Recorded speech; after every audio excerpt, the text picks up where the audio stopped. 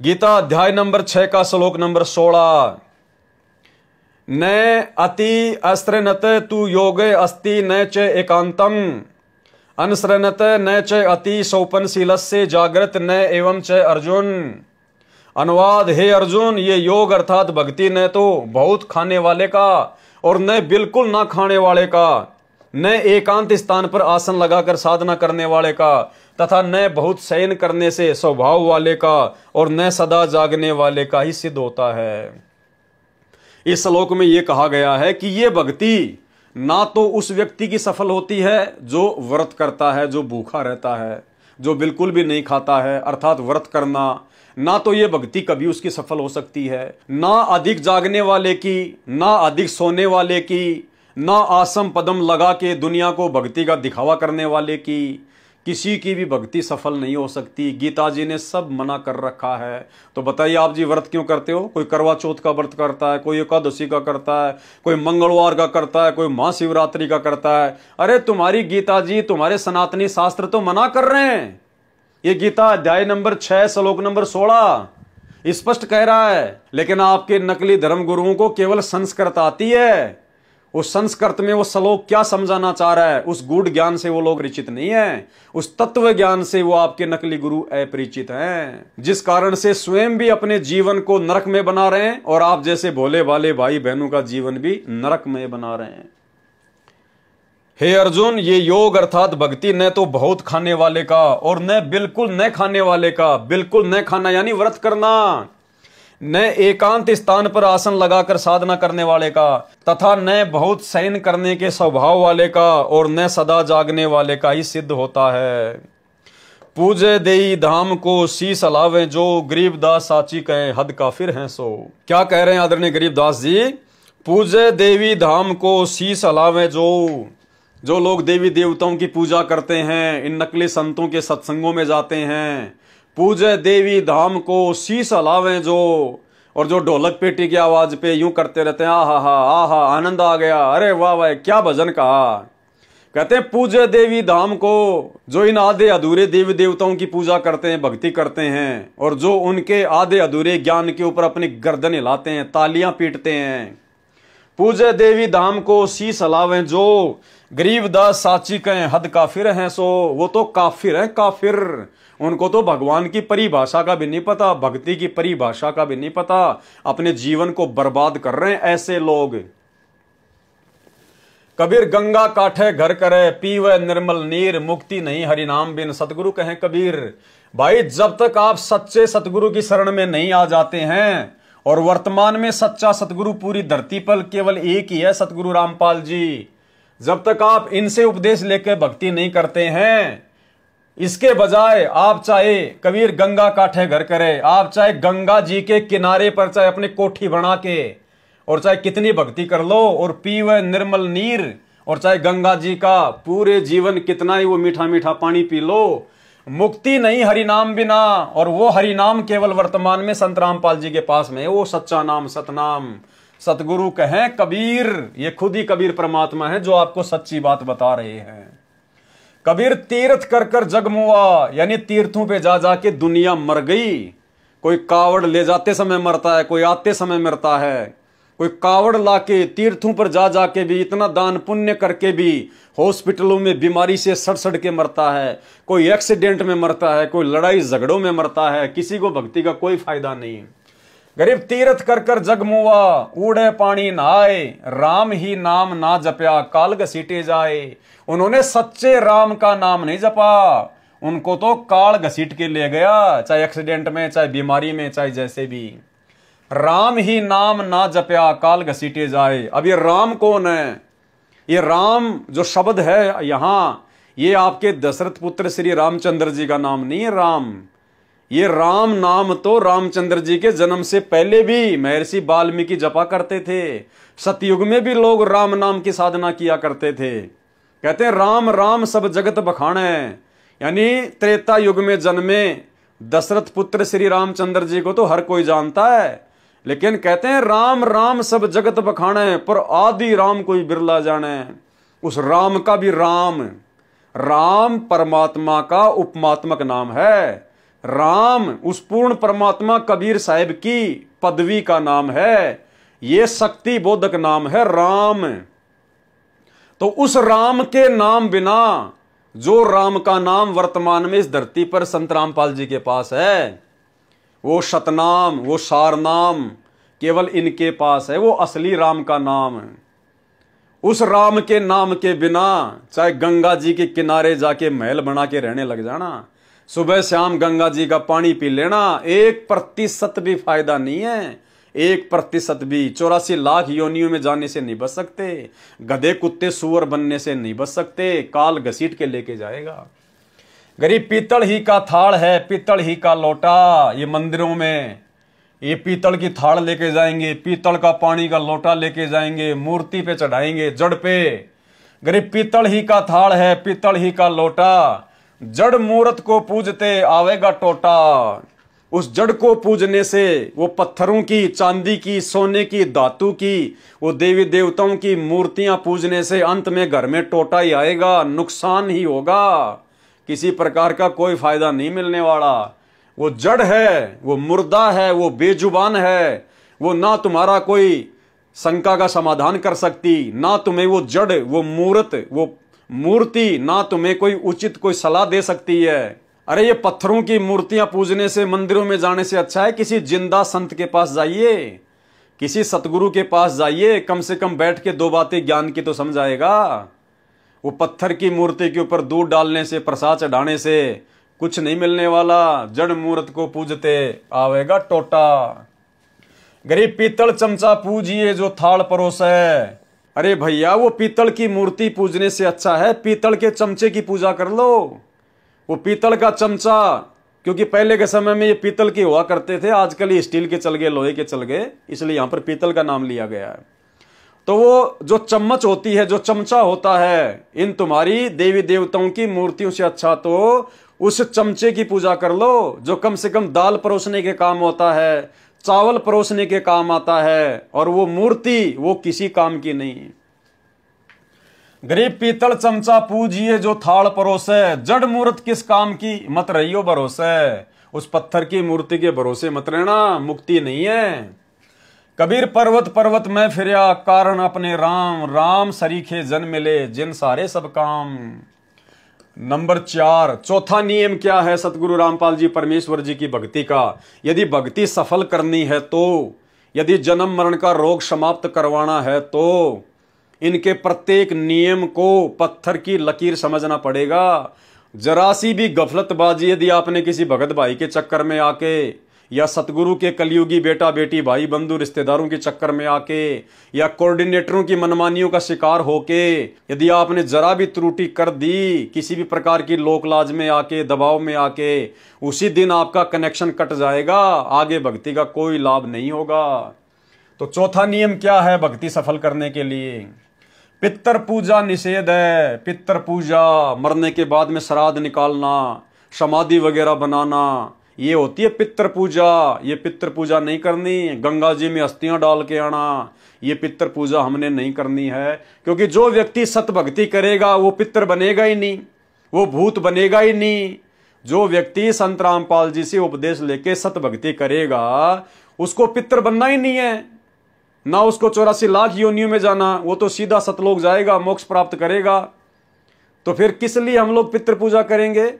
और जो व्यक्ति संत रामपाल जी के शरण में आ गया तो संत रामपाल जी का वचन है कि उसकी 7 पीढ़ियों तक का वे उद्धार करेंगे। यानी जिस व्यक्ति ने संत रामपाल जी से मान लीजिए उपदेश ले लिया और भक्ति कर रहा है, तो उस भगत को फिर श्राद्ध निकालने की जरूरत नहीं है, समाधि पूजने की जरूरत नहीं है, पितृ पूजा करने की जरूरत नहीं है।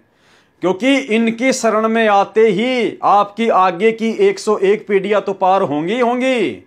आपकी पिछली 7 पीढ़ियां, यानी आपके दादा, परदादा, उसका दादा, आपकी पिछली 7 पीढ़ियां, जो लोग मर चुके हैं, शरीर त्याग चुके हैं, आज कोई भूत बना फिर रहा है, कोई जो है वो प्रेत बन के फिर रहा है, परमात्मा कहते हैं उनको भी तुरंत मनुष्य जन्म मिलेगा।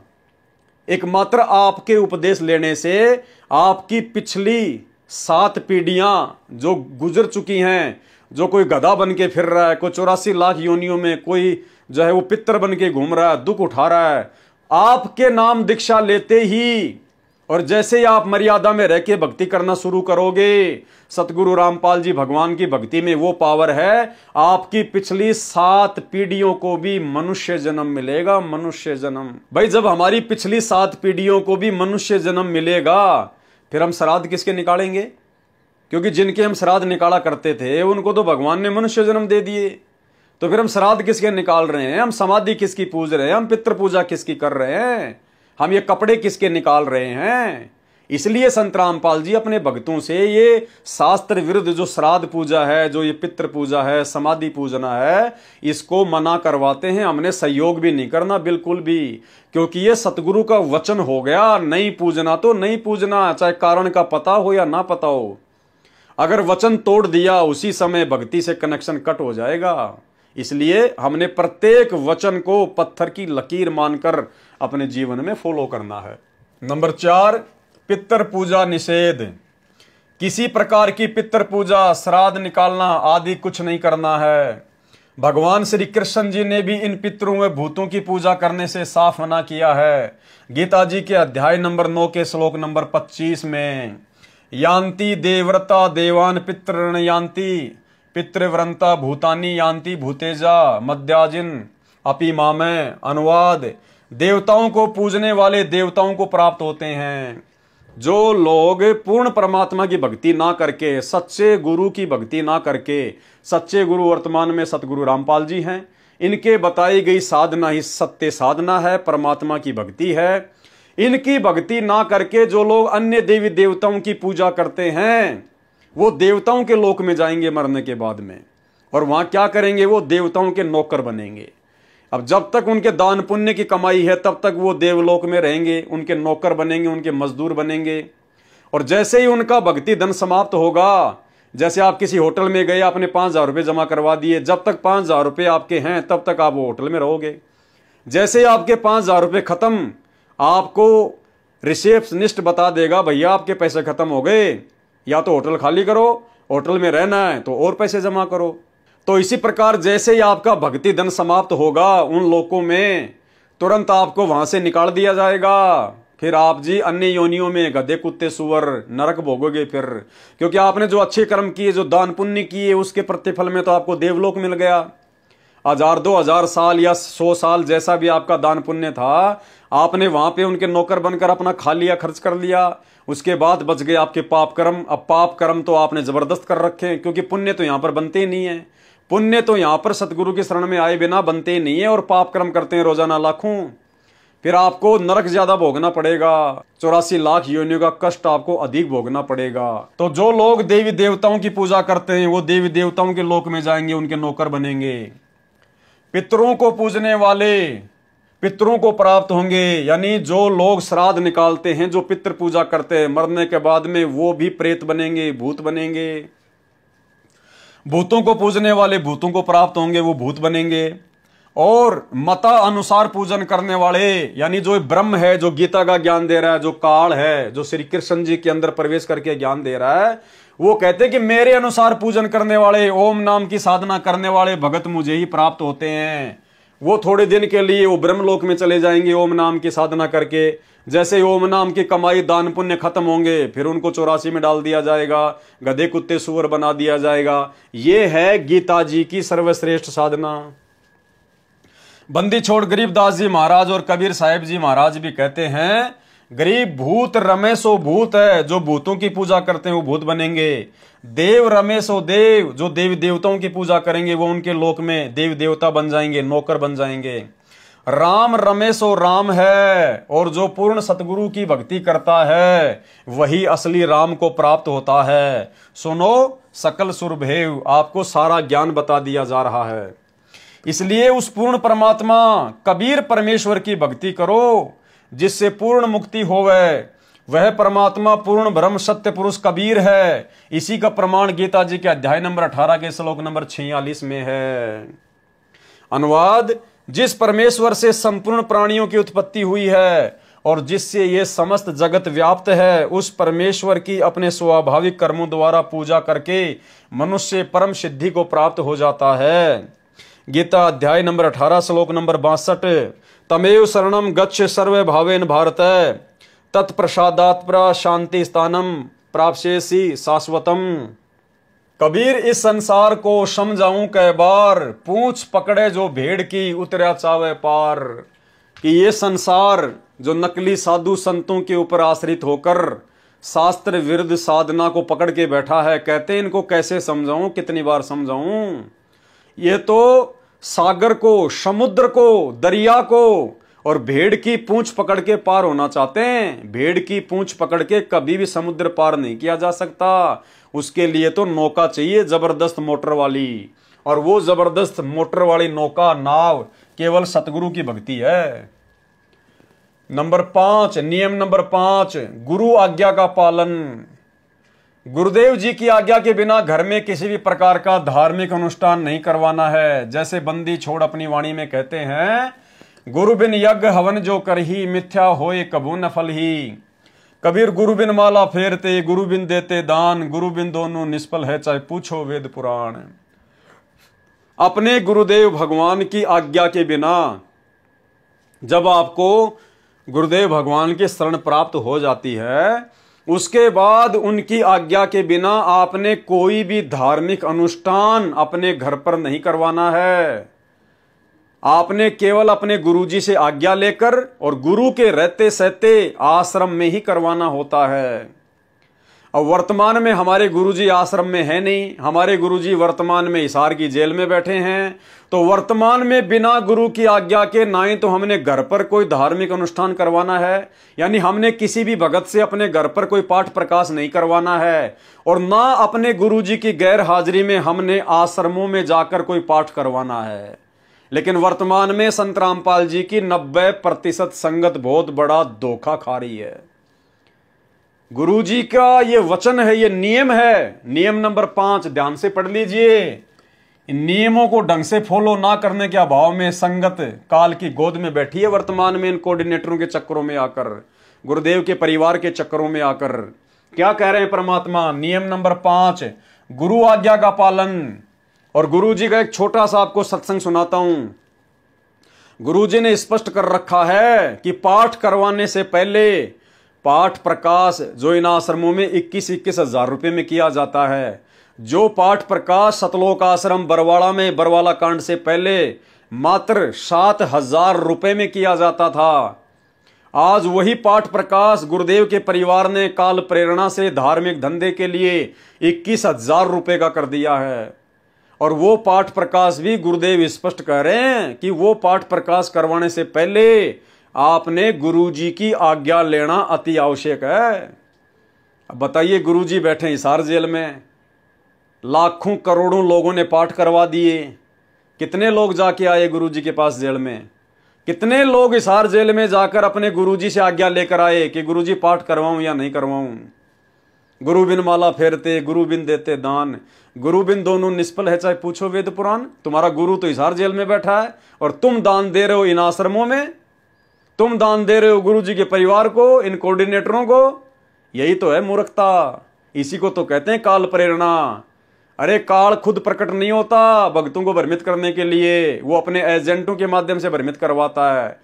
और इस समय काल के मुख्य एजेंट गुरुजी के परिवार वाले बने हुए हैं, ये बड़े बड़े दिखाई देने वाले भगत बने हुए हैं, ये बड़े बड़े स्टेट कोऑर्डिनेटर बने हुए हैं, जो आप सबकी मर्यादा तुड़वा चुके हैं। आप में से कितने लोग हैं जो हिसार जेल में जाकर अपने गुरुजी से आमने सामने आज्ञा लेके आए हैं?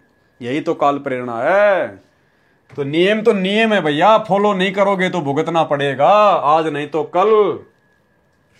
गुरु आज्ञा का पालन। गुरुदेव की आज्ञा के बिना घर में किसी भी प्रकार का धार्मिक अनुष्ठान नहीं करवाना है। जैसे बंदी छोड़ अपनी वाणी में कहते हैं, गुरु बिन यज्ञ हवन जो करही, मिथ्या होए कबू न फल ही।